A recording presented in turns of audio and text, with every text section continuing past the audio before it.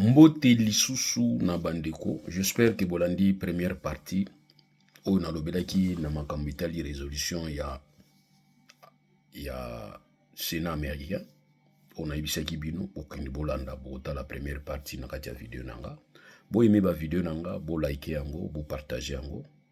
Ba o bazali ko commenter ba commenter, ba bazali ko edenga na ba idée ba edenga, ba bazali ko finga ba finga. Nasi na zui vaccin na zui za vaccin vous permettre ngai na rejoindre bino te na ba bassesse na bino mais to continuer parce que batu mi bazana posa balanda kama makambo biso to ibisaka bango na ba recherche toujours ça. Alors tu as la chance de faire la recherche parce que vous avez une bibliothèque gratuite, vous avez accès à internet à grande vitesse, vous avez un site qui proposé, vous avez une association pour aider batu. Il y a plusieurs facilités. Vous avez une zéro moi bibliothèque à moquer au fond c'est gratuit. Vous avez livres vous avez besoin de temps, ils sont aussi sur autant que vous avez besoin de temps. Donc vous avez un posa batu ba yeba, batu ba tamba. Classe école primaire, non seulement ils gratuite, mais ils obligatoire. Et puis ceux qui ont la possibilité autant de même comme à niveau université, association ils allaient aider batu. Donc tout est bien. Et même na moi été liban en classe. On a classe aux autant on a la possibilité de ça la auto benga ka alternance, au sala au kindaka classe, au sala au kindaka classe. Bana ya lycée même na niveau que tu as collège na yo qui période de vacances au moi job non mo ki ozo sala na yo bazo futa au moins 800 euros. Imaginez moi na lotanga ba bisinga place mo moi na mukende ngazo tanga wana bana lycée bazo futa 800 euros 800 za salaire ba sous-directeur na ba compagnie mususu na RDC kono sous-directeur a ozo 800 euros ça à peu près $1000. Voyez-vous, donc ça dit pour dire tout simplement que vous avez la facilité. Si vous avez une poto atangité italien, vous avez un problème de la famille. Vous avez 40 ans na poto 8 ans autant gâté, vous avez qui muta chupa moya. Mais en tout cas, vous en attendez autant. Alors aujourd'hui, je voulais parler de la plainte contre la famille. Il y a Félix Tshisekedi et consorts. J'ai suivi la réaction à Batou. Et aussi, j'ai suivi ces caractères ya tribalisé en haut, comme en anglais, voilà. Qu'on a encore ta considération, on a été. Nous respecté mon temps, point de vue. Moi, c'est comme ça. Nous avons pour Moutou, chose mérité, nous avons contre Moutou, ce que vérifier en même bien, tu vas te rendre compte que Moutou n'a pas contre l'enga, il a raison pour ça contre l'enga, peut-être n'a fauché. Ça aussi, c'est une façon de débattre. Vous ne me verrez jamais Nabine la Kabila, même aujourd'hui, même avant. Vous ne me verrez jamais Nabine la Tshisekedi, même hier, même aujourd'hui, même après. Pourquoi? Même Ouaouya après, ils ont la Kaptumbi, ils ont la Denis Sanga, ils ont la Jean-Claude Mwemba, ils ont la Vim Mwemba, ils ont la Nani Akoya, ils ont la Nani. En tout cas, je suis désolé de vous dire que Tokon a un ennemi. Tokon a un ennemi d'année. Tokon a un ennemi sur le banni se comporter le rôle là. Bah, oh, biso to bundisaki yonanga. C'est comme ça. Moi, Kabila, en tout cas, je ne l'importais pas. Kagame non plus. Kagame a yebi banda 94. Namona Kagame farceur. Un escroc. Banda 94. Un menteur. Banda 94. Na boujati na zaka ligne nanga linéaire. Un escroc patenté. Expérimenté, diplômé, expert de malhonnêteté, hasard, loyauté, Kagame. Tout ce qui se passe dans le niveau sous-région, il y a 3 personnes actuellement. 3 personnes actives, bien entendu. 3 individus actifs. Kagame, Yoweri Museveni, Félix Tshisekedi, binomi sato. Mais pendant que bongisa liste wana na ba Kabila na kati, naba nanga bango nyonso na koti bino na kati. Donc aujourd'hui, c'est ainsi, je suis tranquille. Quand je suis face à bato ya IDPS, tout ça, la débat na bango ya intellectuel, personne n'arrive à m'attaquer.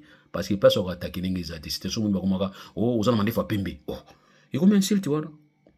Moka finga oh, ilongi wa likako.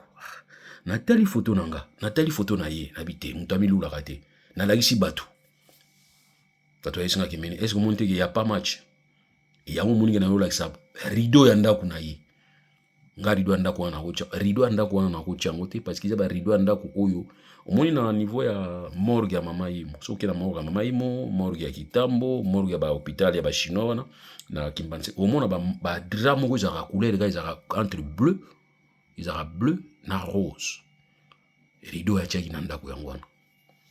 invité sur ba kangela ki yango ibimbi moko boye ya zwa ki yango ki ocha rido andako. Alors ye atemisi mo na bisika wana place okanga photo yango wana et puis azui photo yango acha na réseaux sociaux.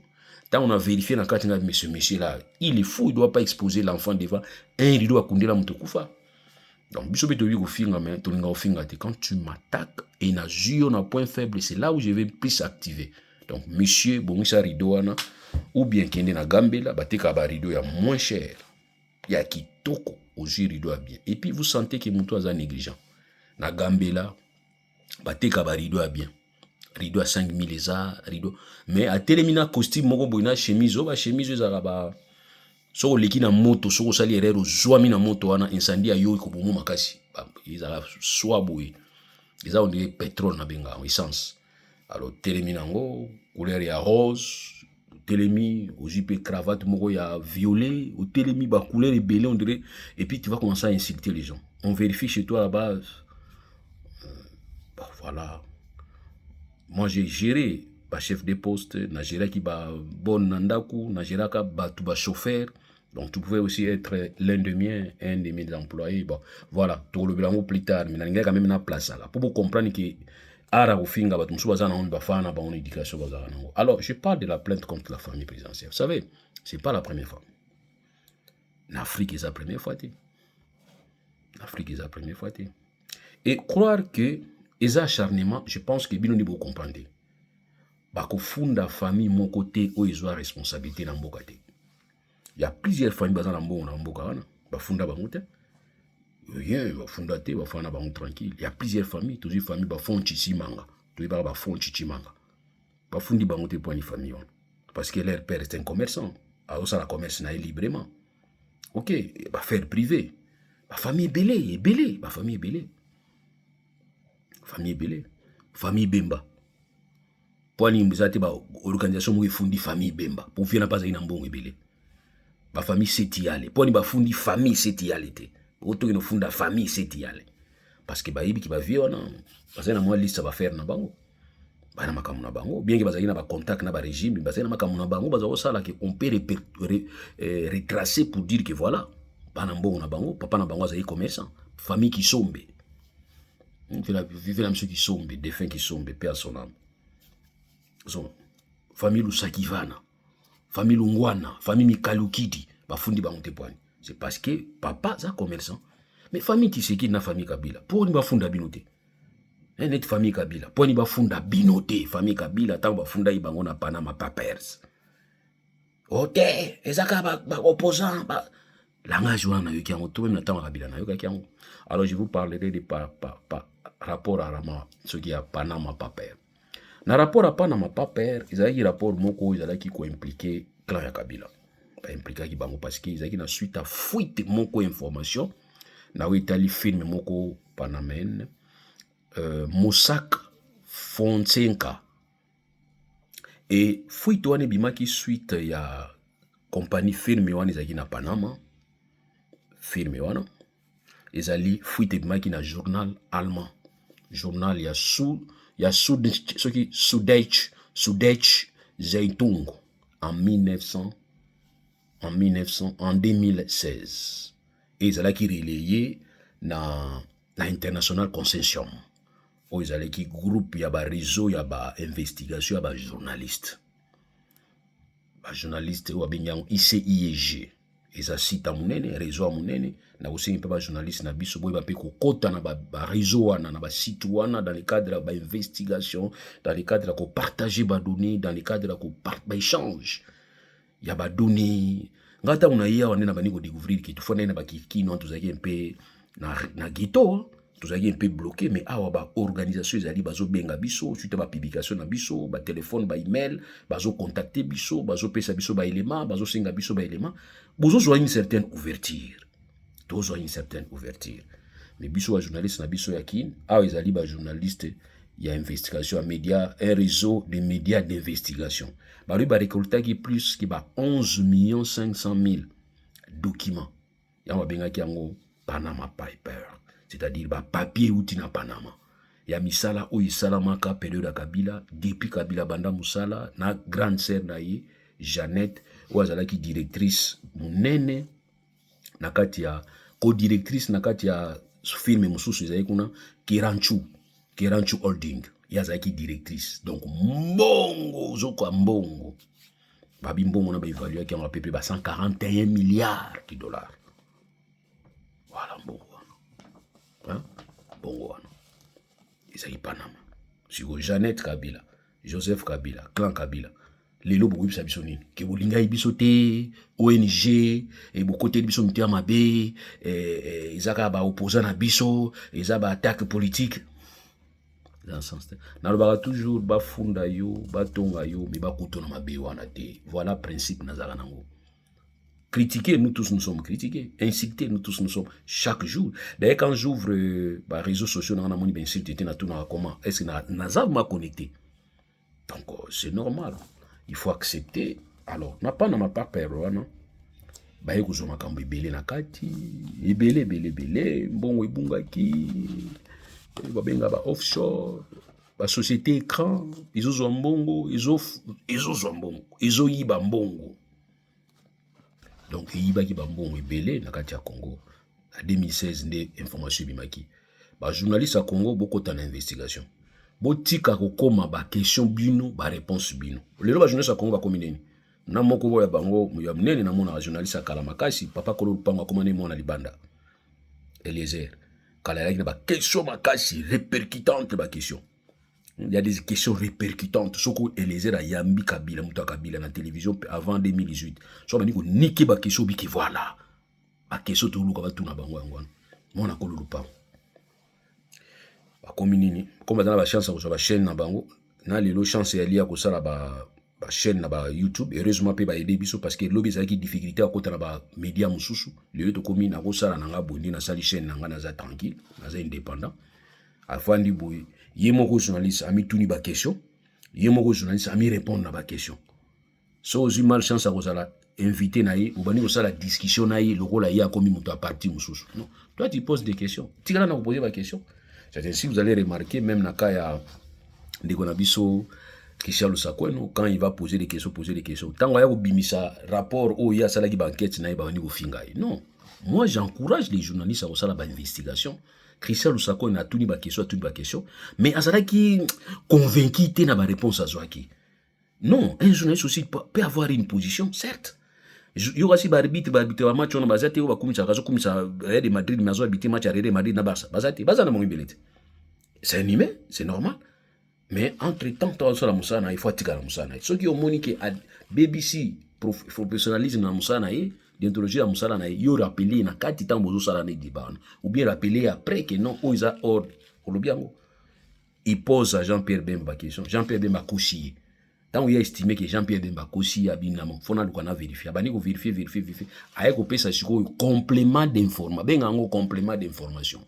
Après si complément d'information ko lwaki alobaki boy ngana vérifier pas batu boy bakosi. Mais il a été contredit quand même Christian Lusakweno. Tomoni mishiki wa alobaki ke feti sekeda zongi ukatelo boko. Heureusement viana na ni mishiki abatela maboko na ye bakatate parce que il avait dit ce qui vie Etienne na zongi vivant bokatanga loboko. Maboko na nso mbaliza ukata ngana lingaki azonga vivant bakatela ngamba ta loboko ata musapi. Il fait à il peut décéder. Moi, j'ai posé la question. Michiki, c'est quelqu'un avec qui on faisait trop de débats. Je lui posais trop de questions après les émissions. Mais Michiki, il y a autant de qui vient au zonga vivante. Tu es médecin, tu avais l'information, ou bien soit tu as une évolution à poison via Zaginango, ou bien via Koufagina Nini, qu'est-ce qu'il y a? Azao Segangaka. Donc, pour dire, celui-là va répondre pour dire à Christian que Yende Azao Bimsaka Mouana, Pande Gunanga, justice congolaise aux maladies à solo. Quelqu'un qui vient avouer.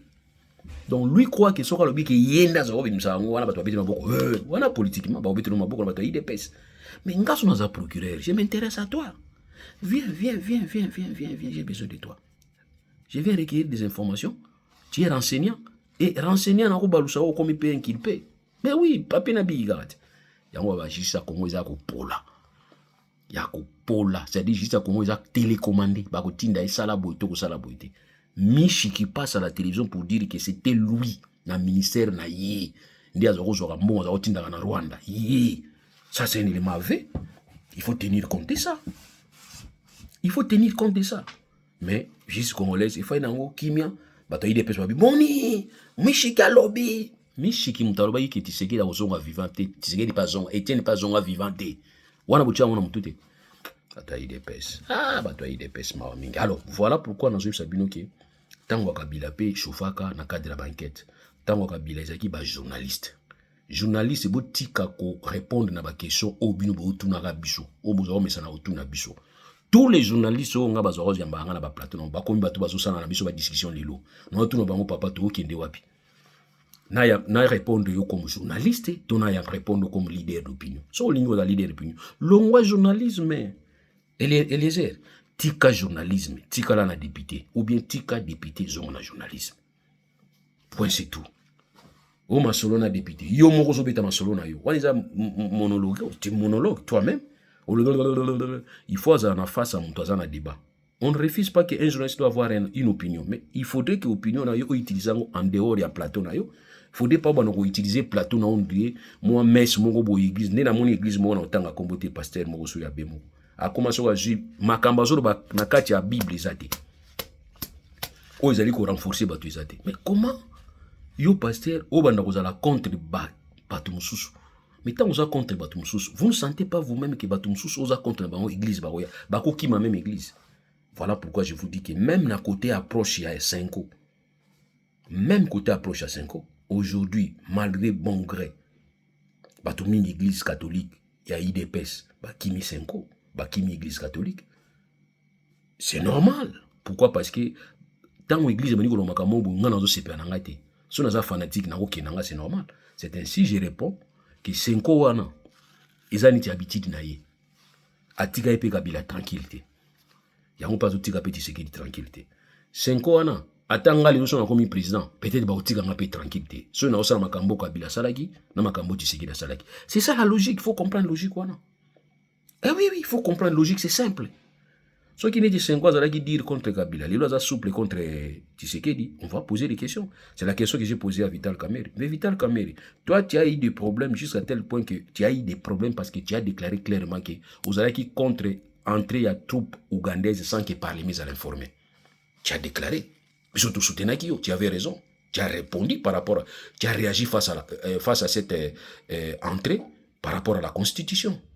Aujourd'hui, ironie du sort, tu es le président de l'Assemblée, même situation où il dénonce qui tango Kabila et survenir les lots, silence. On te pose des questions, tu as suspense. Après, oh non, je soutiens les chefs de l'État. Oso soutenir nini papa, oso soutenir ni mbon na yo. Au moins, il y a un tobi qui biso de nous à la droit. Position on a zaki na contre yo na 94, il y a on a zana on a na 98, na 2018. Il y a on a zana on a 2023, il y a on a zana on a 2028. Ce qui Félix Tshisekedi a longoué et que Moutou a remplacé Félix Tshisekedi dans papa na biso. Ce qui a continué comme ça la politique à Tshisekedi, non, ça l'a contré. Non, c'est carrément papa, je suis pas d'accord. Mais c'est vérité. Voilà logique à Moutou.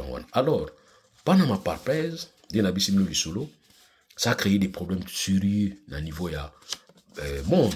À tel enseigne que Belgique, et c'est là qui peut saisir, dans le dossier, à tel enseigne que Belgique, et c'est là qui va l'oublier. Banquette Belgique et Salaki, la banquette au Belgique à Salaki, Belgique a récupéré qui au moins près de 40 millions d'euros au Belgique a récupéré qui suite à dossier à Panama Papers. A récupéré qui a lancé qui 264 enquêtes fiscales depuis 2016 Belgique et a aussi la recouvrement il y a 39 millions 600 000 euros à récupérer qui en Belgique. Na total à 141 millions où ils ont réclamé par rapport à évasion fiscale ou à Salama qui n'a dossier où il n'y a pas Panama Papers. Donc voilà ce que vous devrez comprendre par rapport à la situation à Panama Papers. Et en plus, en décembre 2017, Belgique a fait la perquisition dans le groupe Belfius. Groupe Belfius, c'est là qui groupe anciennement appelé Dexia. La Dexia qui possédait au moins 1659 entités offshore na niveau via fiscal na côté tel experta coopérative. Toujours dans le cadre de la société nébuleuse, la société offshore où ils allaient qui autour du dossier à Panama Papers. Et je rappelle que Panama Papers, c'est qui fuite au journal à Zouaki. Journal à investigation, bah investiguer, na ba chaîne belé à monde, ba chaîne en tout cas belé, ça ba Mediapart, ba Bloomberg, ba Africa Yeye, ba News 24, ba RFI, ba Gutu, ba Kota yi na kati ya enquête wana pour permettre de découvrir la vérité. Ba journaliste à Congo, bozaka wana, ba porte-parole, bino, ba attaché de presse, bino, ba directeur de ceux qui dit quoi, bino, ba conseiller ya communication bino, journaliste atiki musana ya kosala ba recherche ba information ya ko traiter ba information to komi kosala ba discussion na ba leader d'opinion. Ngai na besoin ko sala informer pas ba journaliste comme ça na benda makanisi ya information ba enquête na bango ngana débattre yango. Comme ça so na zo débattre yango na sens susu journaliste akoya ko tuna ba question na ba information ngana zo disposer to na ba enquête openga na sala en tant que leader d'opinion. Mais aujourd'hui, nos journalistes, Bouzaka Wana, beaucoup de attachés de presse, beaucoup de. Donc, journaliste, comme on dirait, moi, on t'a ping-pong. Si on t'a dit, on a pas rapport, pas. Journaliste. Or, bino, beaucoup de côté, t'as investigation. Eh, mais oui, beaucoup de côté investigation. Jamais, non, on a journaliste français, journaliste belge. Moi, les gars, Macron, l'équipe, Macron, besoin de Macron, ça n'a rien. Ça la analyse par rapport à la fait des sociétés, par rapport à la réaction aux opérateurs économiques, réaction aux opérateurs sociaux, qu'on paie sa information, qu'on traite, qu'on diffuse, qu'on investigue. Voilà. Moi, je pense que mais aujourd'hui, il y a une confusion. C'est ainsi, quand tu es journaliste, tu me poses la question, je te réponds comme journaliste. Quand tu étais journaliste, tu me poses des questions, pas, mais tu m'attaques par rapport à l'opinion. Moi aussi, je te remballe, parce qu'il faut à ce moment-là, tous à du tic au tac. Aux journalistes, rester dans ta position. Chaque fois, je ne sais pas si vous question. Mais aujourd'hui, vous permettez à ce que vous ayez une question. Mais or, un journaliste, c'est lui qui doit poser des questions et l'invité doit répondre. Donc, cherchez à ce que vous allez faire des investigations. Si vous avez des investigations, vous avez des rapports, lesquels rapports vous s'approprier. Si vous avez des rapports, vous allez permettre de débattre, de faire des investigations, et puis justice peut saisir. Parce qu'il y a plusieurs rapports, il y a des médias où justice est fou, on a dossier. Mais pas dans biso, ça ne se passe pas comme ça. Et les gars, on n'a jamais.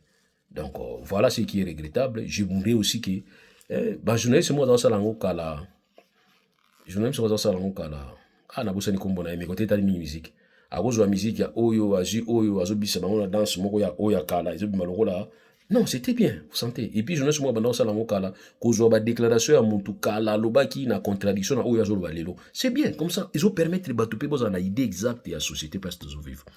Donc je disais que effet négatif toujours dans le cadre ya il n'y a pas Panama Papers. Et ça qui na niveau Luxembourg bazaki na difficulté parce que na Luxembourg les zone moko un peu ils appellent on dirait paradis fiscal. Ils ont moins difficulté bazoa qui na on niveau Luxembourg pour permettre ba retenir ba preuve parce que ba compte mini les alliés logés na niveau Luxembourg. Ça aussi c'était vraiment difficulté dans le cadre du dossier Panama Papers où ils allaient ko impliquer famille clan ya Kabila. Alors na niveau ya Panama Papers les difficultés allaient kuna parce que na niveau ya Panama en juin 2024, il y avait un procès, mais dans lequel il y avait acquittement de 28 personnes, y compris les fondateurs. Il y a Mossack Fonseca pour l'insuffisance des preuves. Donc, on a qu'à à Panama, on a un dossier, où il a libéré 28 personnes, toujours dans le cadre d'un dossier où il y a implication de la famille Kabila. Et puis, le fondateur, il y a film, Mossack Fonseca. Baiba ko libéré nakati ya Mossack Fonseca na ibisi bino bisiga oyo maman Kabila Jeannette azaki co-directrice na compagnie moko ezalaki toujours na cadre ya ba offshore na bango babengaki Kerachu Holding bango to baza bisika moko me bakondanaki Fonseca oyo te na niveau ya niveau ya Panama azaki acquitté mais toujours dans le cadre de la dossier, mandat d'arrêt moko izalaki émis par la justice allemande. Baïbé Koussala en octobre 2020, balancé qui mandat d'arrêt contre Jogen Moseka et puis contre Ramon Fonseca pour la complicité à fraude fiscale et participation à une organisation criminelle.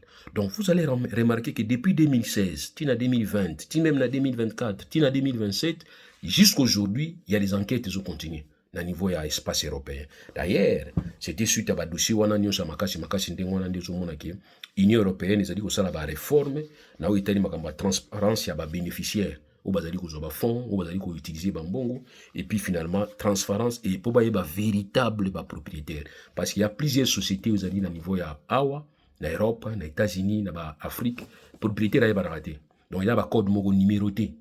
Oui, bah, alors, Union européenne, et le bique, faut bâtir toujours dans le cadre de la lutte contre groupe d'action, il y a Gafi, na Italie, il y a lutte contre blanchissement d'argent et financement des terroristes, parce qu'ils ont compris plus tard que le terrorisme est se comporter bien, ceux qui ba compagnie nébuleuse, ils allaient exercer. Ils allaient na traçabilité, bambon na bango, il y a contenu, il y a des transferts. C'est ainsi que vous allez remarquer, même en RDC. Il n'y a pas plus tard que 2 semaines passées, 3 semaines même, on va donner l'information pour dire qu'il y avait un montant de quelques 10 millions de dollars et Kangama qui na aéroport à Beyrouth et où qui na niveau RDC par Air Ethiopian.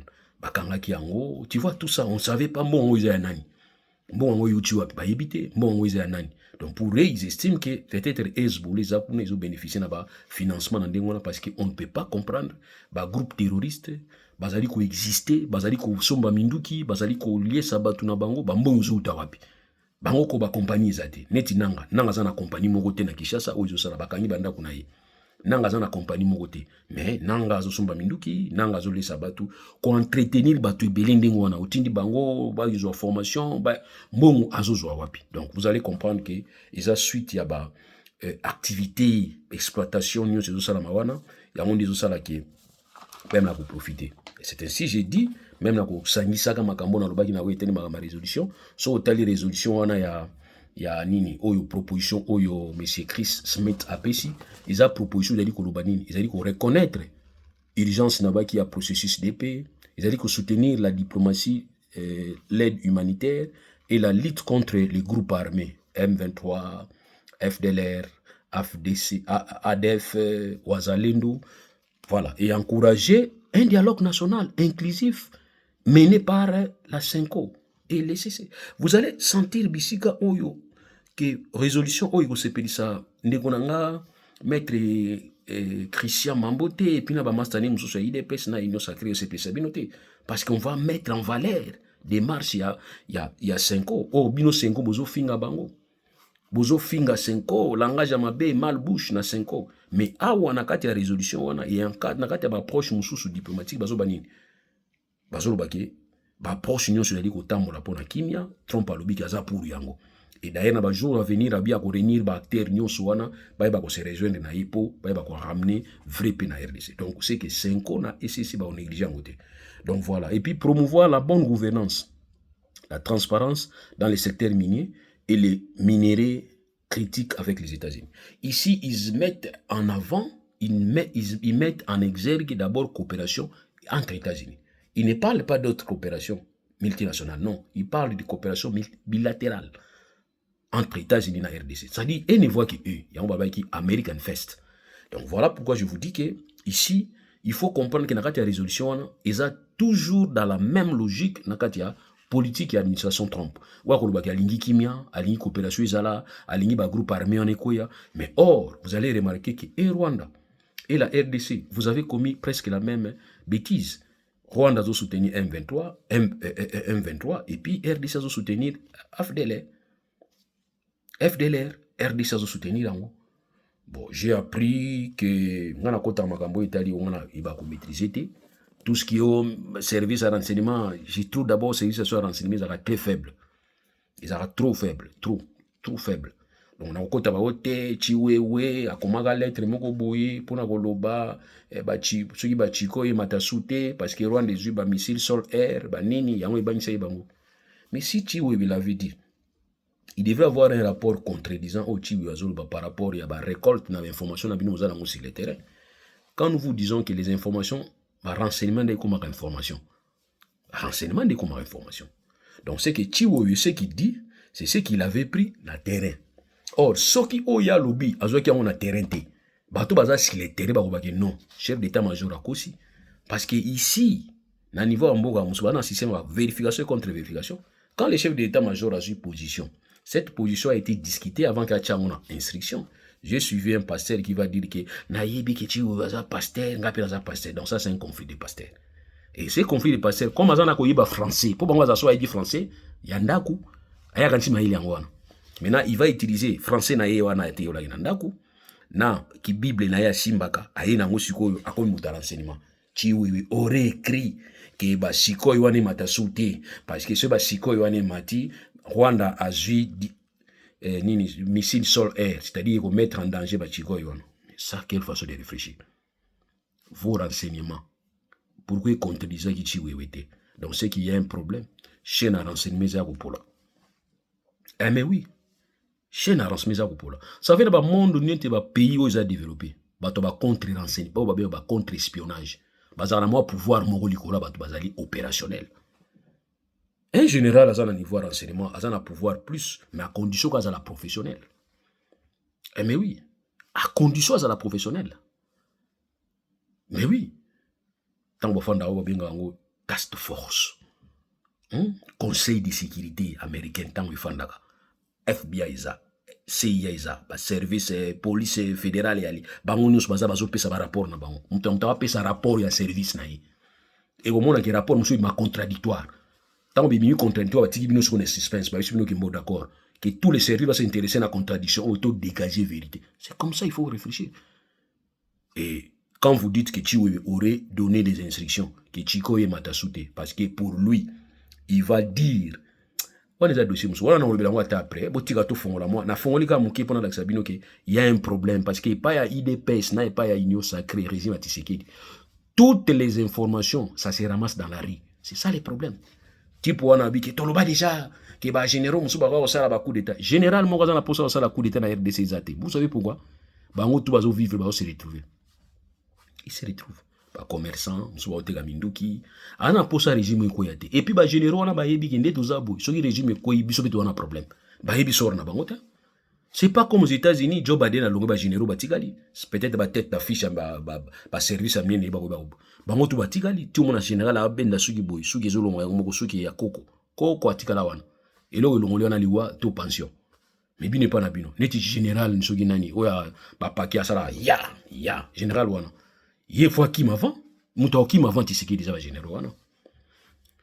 To le bilango après. Bon, na le bilango makambo ya plainte, mais moi na le sous plainte ya famille. Na plainte à famille ya Kabila pour dire que ils acharnement mais ça pour le simple fait que papier sur choses publiques au gérer et que l'obos là qui pauvre, les locaux riches faut intéresser bateau. Ah on a ça en France pas ici biso kotambola na $1000, il faut ça la justification. Donc on a tambola ga na mbon so na mbon na poche mbon amike. Pour une fois, tu as $1000, bakangi na $1000. Il y a yo, mais il faut payer sa justification. Si on paye sa justification, tu vas jouer avec le na fisc. Pour autant, mon bon et belé beauté. Compte nanga, balabi que ce que tu bon na kati belé faut expliquer aux humains na wapi. Au moins, il n'est pas aussi élevé bateau. C'est comme ça, ici, c'est comme ça. Donc, ils a pas si pour moutou obima hors circuit. Il faut en kati à circuit. Même ça, il y a l'État. Alona kate maliaka makashi koleka muta alona. C'est ça l'État. L'État kolinga te koma na mbongo pembe na ye a comprendre tende no komi na mbongo. To solango. Mais fona si sango passer na ba izena da titre na plainte contre famille présidentielle. Plainte contre famille présidentielle. Il y a liboso na Alexis Bino qui plainte moko ezala ki déjà. Ti le banquete continuaka pona Panama Papers. Il est pèse to critica ka Panama Papers. To atakaka famille Kabila na Panama Papers. To atakaka bango. To lubaka bazami yibi. Tu ma passeport, tu dis que passeport, Zoé Kabila zora par na ye, chaque passeport imprimé na RDC, Zoé Kabila zana par na ye, ba cop nyon so bazolia, tu critiques kango. Pourquoi vous devez vous interdire à nous interdire? Pourquoi vous devez vous permettre à nous interdire aujourd'hui de critiquer, de critiquer Kabila? Ça c'est quoi? Tobanga bino bieni.